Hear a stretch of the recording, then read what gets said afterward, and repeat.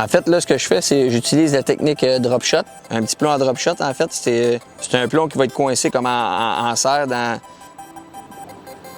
une petite broche. C'est exprès pour ça. Donc, si on reste pris, puis on tire, on perd juste notre plomb, on perd pas notre montage au complet. Ça, on va utiliser des hameçons en drop shot avec un nœud palomar. C'est bien important que l'hameçon soit bien droite dans l'eau pour avoir une présentation naturelle. Ce qu'on va faire, c'est qu'on va lancer, puis on va tout le temps ramener doucement, doucement pour sentir notre fond.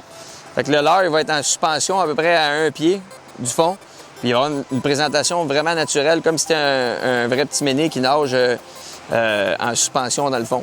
Et souvent, c'est une technique qui est utilisée aussi pour la chigane. En fait, c'est de base, c'était pour la chigane, je crois, mais j'ai quand même du succès avec ça pour le doré. Fait que je vais vous montrer un petit peu la technique. Là, je sais que j'ai une vingtaine de pieds sous l'embarcation, puis que peut-être 25-30 pieds plus loin, j'ai un 10 pieds. Fait que ce que je vais faire, je vais lancer sur la batture de 10 pieds, puis je vais travailler toute la batture en descendant.